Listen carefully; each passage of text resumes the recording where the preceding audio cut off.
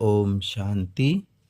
आज दिनांक 22 मार्च 2025 की मुरली में मातेश्वरी जगदम्बा मम्मा के अनमोल महावाक्यों का संकलन आया है, जिसका शीर्षक है ज्ञानी तू आत्मा बच्चों की भूल होने से 100 गुना दंड।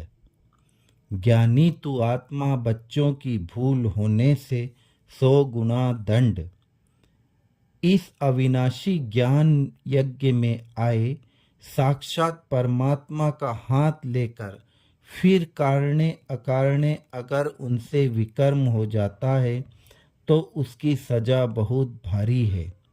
जैसे ज्ञान लेने से उनको 100 गुना फायदा है, वैसे तो ज्ञान लेते कोई भूल हो जाती है तो फिर 100 गुना दंड भी है।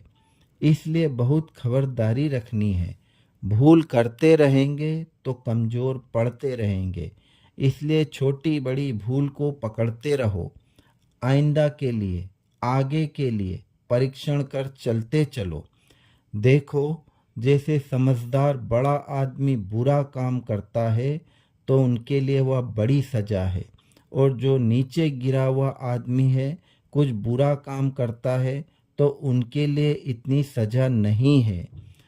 अब तुम भी परमात्मा के बच्चे कहलाते हो तो इतने ही तुमको देवी गुण धारण करने हैं।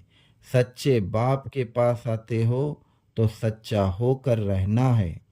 दूसरा, लोग कहते हैं परमात्मा जानी जाननहार है।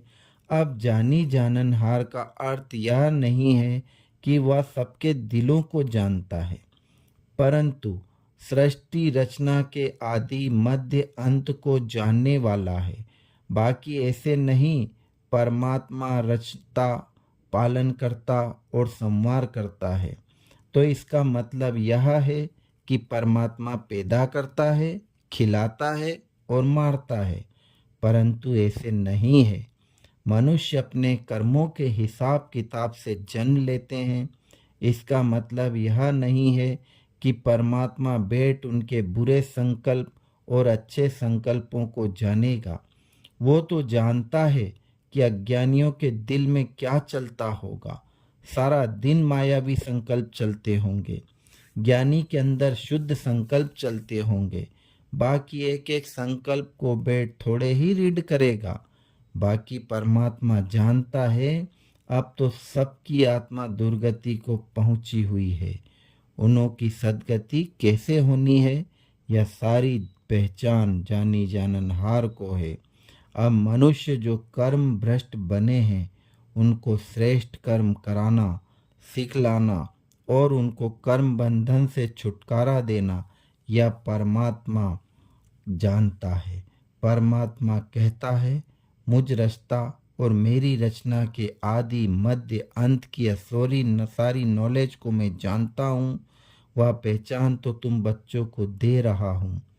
अब तुम बच्चों को उस बाप की निरंतर याद में रहना है, तब ही सर्व पापों से मुक्त होंगे, अर्थात अमर लोक में जाएंगे। अब इस जानने को ही जानी जाननहार कहते हैं। अच्छा, ओम शांति।